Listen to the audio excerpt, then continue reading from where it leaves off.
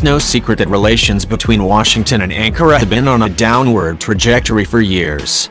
A recent consequence of, and contributor to, this deterioration has been Ankara's announcement in 2017 that it would purchase S-400 Triumph surface-to-air missile systems from Russia rather than a Western air defense missile such as the Patriot.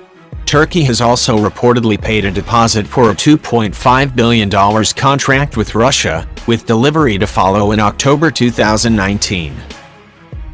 At the same time, Turkey is set to receive at least 30 F-35A stealth fighters from the United States through 2022 and would like to acquire 120 ultimately.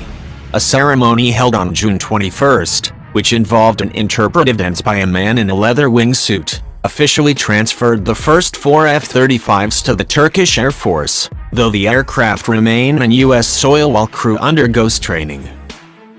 However, on June 18, the U.S. Senate voted 85-10 include a clause in the 2019 defense budget blocking their transfer to Turkey, despite the $175 million Turkey invested in the aircraft's development and the substantial involvement of Turkish companies in building F-35 components. Technically, the defense authorization must still be reconciled with the version in the U.S. House, and would not come into effect until after the first F-35s are delivered.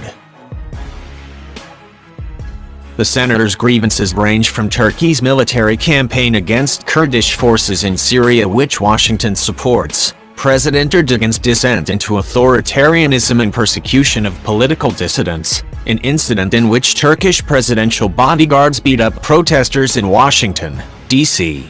And if that weren't enough, senators are also angry at Ankara's increasing tendency to hold foreign nationals as political prisoners and then promise to release them in exchange for the fulfillment of arms transfers, including a U.S. citizen, the preacher Andrew Brunson. Recently, the Defense Department has indicated that if the F-35 sale could be blocked for national security concern even without an act from Congress, and the Pentagon's chief motivation appears to be Turkey's S-400 contract. Assistant Secretary of State for European and Eurasian Affairs Weiss Mitchell told reporters an acquisition of S-400 will inevitably affect the prospects for Turkish military-industrial cooperation with the United States, including F-35s. We can't be any clearer in saying, both privately and publicly, a decision on S-400s will qualitatively change the U.S.-Turkish relationship in a way that would be very difficult to repair. Not only would the purchase breach current sanctions against Russia, but if Turkey has both F-35s and S-400s, it will be in a position to test just how useful the F-35 stealth is versus the formidable air defense weapon. And if Turkey can acquire the data, then so could Russia. Because Turkish F-35s would regularly operate in airspace defended by S-400s, such operational data would be collected as a matter of course. Turkey may not necessarily want to share such information with Moscow, though it would be an undeniably useful bargaining chip. However, it seems quite possible that the battery's highly networked computers could harbor backdoors granting access to the Russian military. Worse still, Turkey wants to link the F-35 fighter jet to its HVBS network. If S-400 computers are also connected to HVBS, they could be in a position to retrieve data collected by an F-35 sensors. In fact, breaking into the dense stream of sensor data an F-35 is designed to transmit to friendly forces to create a fused sensor picture would be another potential avenue for tracking the stealth jet's activities and fatally compromising the capabilities of F-35 across Europe. In short, the Pentagon sees the combination of S-400 batteries and F-35 fighters as one that may give Russia a chance to closely study the stealth jet and tailor their air defenses to defeat it.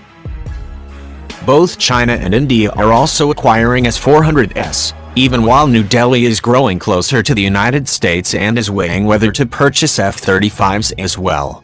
Meanwhile, Saudi Arabia has also hinted interest in the S-400 but received a similar warning from Washington: it may be cut off from certain technology transfers if it moves towards purchasing it. Whatever happens, the stealth jet and anti-aircraft system are likely doomed to cohabit future global hotspots, even if they are not actually shooting at each other. Ankara and Washington, meanwhile, have numerous, painful strings to pull against each other. Even if Turkey receives F-35s, Washington could cut off access to the aircraft's Atlas cloud network, largely crippling the stealth fighter's capabilities. Turkey has threatened to purchase Russian S-400 missiles and Su-57 stealth fighters if it is denied F-35s, or to kick U.S. troops out of Incirlik Air Base, which is vital to U.S. operations in Syria and hosts U.S. nuclear weapons. So far neither side appears inclined to budge.